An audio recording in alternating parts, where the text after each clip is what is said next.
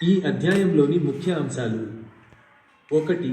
టెక్నిక్లు, ఆకారాలు మరియు నిర్మాణాలను సృష్టించడానికి కాగితం మడత, ఒరిగామి, కత్తిరించడం మరియు నేయడం అన్వేషించడం. 2. భారతీయ సంప్రదాయం, సాంజి, కృష్ణలీల నుండి దృశ్యాలను వర్ణించే క్లిష్టమైన పేపర్ కట్ డిజైన్లతో మధుర, బృందావన్ సాంప్రదాయ కళ గురించి నేర్చుకోవడం. 3. ఇతర పద్ధతులు, కాగితపు చేతిపనుల విస్తృత సందర్భం, కాశ్మీర్ మరియు కేరళ నుండి వచ్చిన పేపియర్, మాచే బొమ్మలతో సహా. మరియు 4. సృజనాత్మకత మరియు ప్రయోగం, కళ మరియు రూపకల్పన కోసం కాగితం యొక్క బహుముఖ ప్రజ్ఞతో ఆచరణాత్మక ప్రయోగాలను ప్రోత్సహించడం. ఈ అధ్యాయం సృజనాత్మకతను పెంపొందించడానికి మరియు కాగితం యొక్క కళాత్మక అవకాశాలను విద్యార్థులు అర్థం చేసుకోవడానికి సహాయపడటానికి రూపొందించబడింది. ఒరిగామి అనేది కాగితాన్ని మడతపెట్టి అలంకార ఆకారాలుగా మార్చే సాంప్రదాయ జపనీస్ కళ.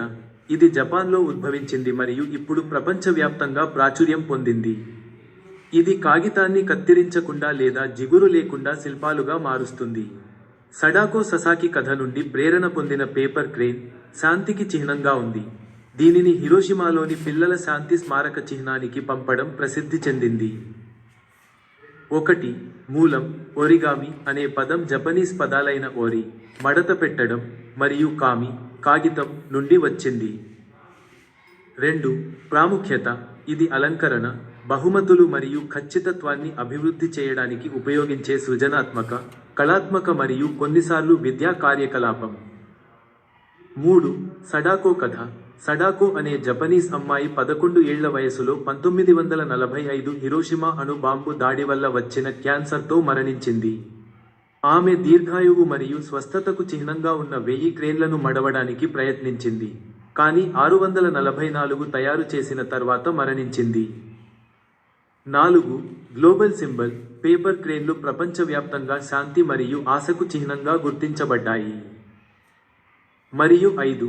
కార్యాచరణ: మీరు ఇతరుల నుండి నేర్చుకోవడం ద్వారా క్రేన్లు, తామర పువ్వులు మరియు జంతువులు వంటి వివిధ ఆకృతులను సృష్టించవచ్చు. అందించిన చిత్రం ఉత్తరప్రదేశ్కు చెందిన సాంప్రదాయ కళారూపం అయిన సాంజిపై దృష్టి సారించిన పేపర్ కటింగ్ కార్యకలాపాలను వివరిస్తుంది. 1. సాంజీ కళ. సాంజీ అనేది ఉత్తరప్రదేశ్లోని మధుర మరియు పరిసర ప్రాంతాల నుండి వచ్చిన ఒక సాంప్రదాయ కళారూపం. దీనిని మొదట రంగోలికి స్టెన్సిల్గా ఉపయోగించారు. 2. ఆధునిక ఉపయోగం. నేడు, లాంతర్లు మరియు అలంకార వస్తువులతో సహా వివిధ డిజైన్ల కోసం సంక్లిష్టంగా కత్తిరించిన కాగితపు స్టెన్సిల్స్ సృష్టించబడుతున్నాయి. 3. బంటింగ్స్.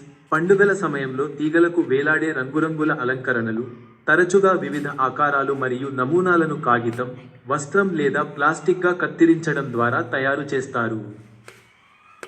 మరియు పదునైన పనిముట్లను నిర్వహించేటప్పుడు ఎల్లప్పుడూ జాగ్రత్త వహించండి.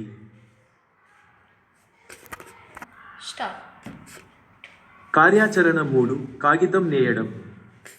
సమాధానం: వినియోగదారు ప్రశ్న అనేది ఒక కార్యాచరణ యొక్క వివరణ, సమాధానం ఇవ్వవలసిన ప్రశ్న కాదు. కాగితం నేయడం మరియు ప్రత్యామ్నాయ పదార్థాలను ఎలా అన్వేషించాలో సూచనలు. అందించిన వచనం: కార్యకలాపం 3 కాగితం నేయడం అనే ఆచరణాత్మక కార్యకలాపాన్ని వివరిస్తుంది. ఇది మునుపటి కాగితం, కత్తిరించే కార్యకలాపంపై ఆధారపడి ఉంటుంది. ఇది వస్త్రంలో కనిపించే, గట్టిగా క్రాస్ చేయబడిన దారాలు, వార్ప్ మరియు వెబ్ తో పోల్చడం ద్వారా నేత యొక్క ప్రాథమిక సూత్రాన్ని వివరిస్తుంది. కాగితం అనేది కత్తిరించడం మరియు మడత పెట్టడం ద్వారా ఆకారాలను మార్చగల బహుముఖ పదార్థం అని అర్థం చేసుకోండి. ఉన్న వస్త్రాన్ని పరిశీలించడం ద్వారా వార్ప్ మరియు వెబ్ భావనను తెలుసుకోండి. కాగితపు ముక్కలను ఉపయోగించి నేసిన చాపను సృష్టించడానికి ఈ భావనను వర్తించండి.